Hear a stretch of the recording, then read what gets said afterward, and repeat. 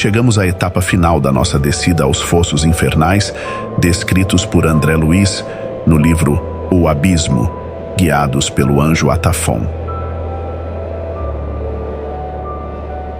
Ao deixar a melancólica floresta dos espíritos vegetalizados para trás, somos seguidos por uma revoada de centenas de criaturas aladas, parecendo estranhas corujas. Também são seres que já foram humanos e agora caminham para a inconsciência completa, com a degradação dos seus corpos perispirituais.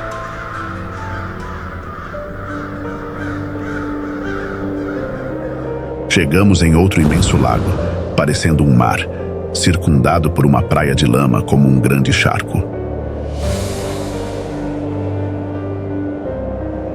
Desta praia, avista-se uma enorme montanha.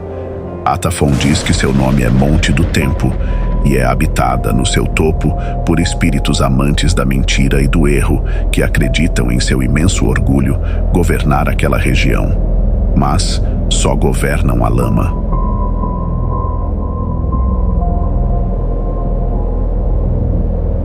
No pântano, somos observados por seres estranhos, a chafurdar na imundície. Criaturas mutiladas, atestados vivos do quanto um espírito pode decair nos abismos, um retrato de como a mente pode mudar o corpo psicofísico. São bizarras criaturas em tudo semelhantes a rãs, mas do tamanho de homens, a se arrastar na inconsciência.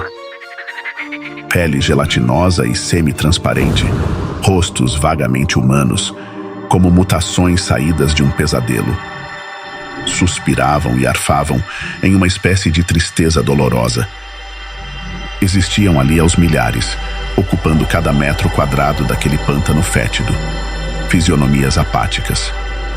Atafon explica que são os indecisos, criaturas que por muitas vidas não conseguiam se decidir nem por Deus, nem pelos seres inferiores.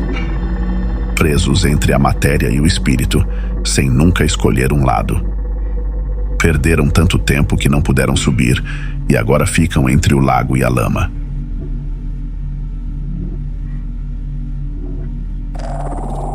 Com alívio, deixamos o horrível pântano para trás e seguimos descendo nos abismos até chegar em uma enorme montanha feita de uma substância estranha, como gelatina verde.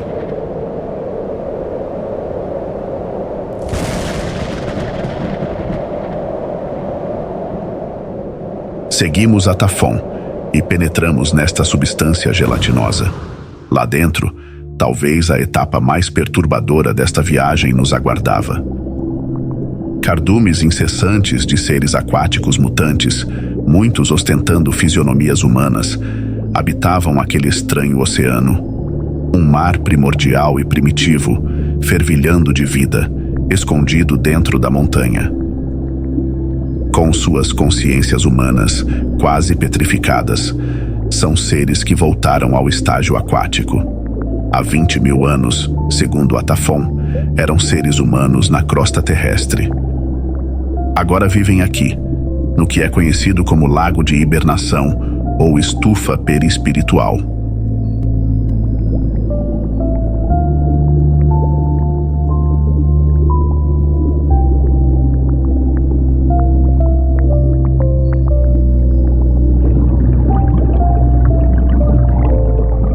Um ser bizarro vem ao nosso encontro, em tudo lembrando o lendário Poseidon ou Netuno, deus da mitologia grega, mestre dos oceanos. Tridente, barbas longas e da cintura para baixo um peixe, diz ser um nerodiano, um vigilante dos dragões. Ele nos guia naquele estranho mar gelatinoso até uma caverna, onde dormem milhares de seres parecendo peixes mumificados, com cabeças vagamente humanas. Estas criaturas, no estágio anterior, eram rãs no pântano tenebroso pelo qual passamos. Agora, desceram mais ainda, sem mãos nem pernas, em estado de profunda estagnação mental.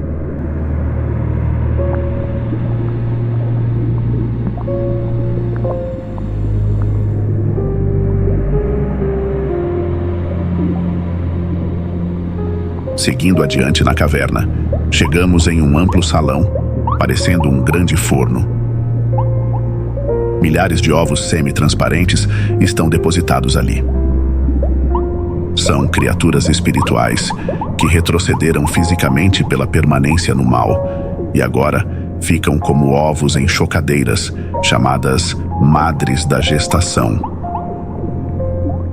Ainda mais estagnados do que os espíritos ovoides, pois estão mais fechados a qualquer influência exterior.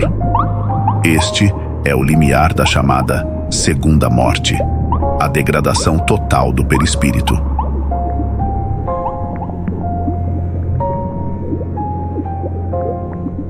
Uma estranha mulher-peixe se aproxima de uma das ovas.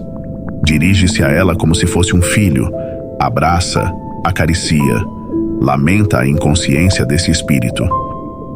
Um retrato comovente de uma pobre mãe cujo espírito decaiu, chorando a perda de um filho que caiu ainda mais.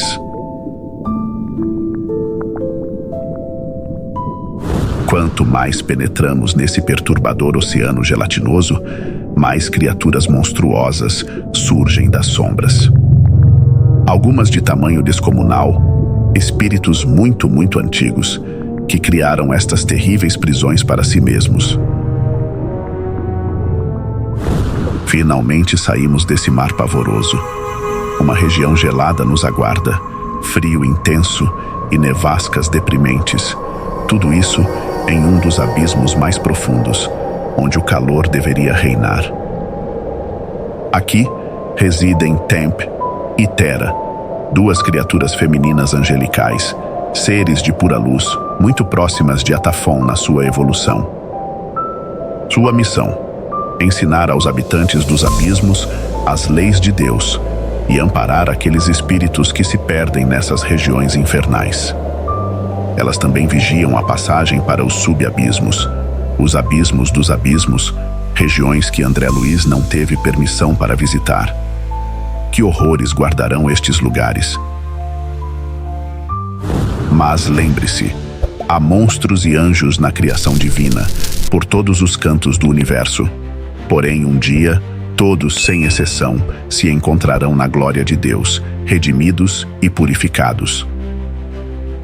Não deixem de ler o livro O Abismo, de Ranieri, e obrigado por assistir.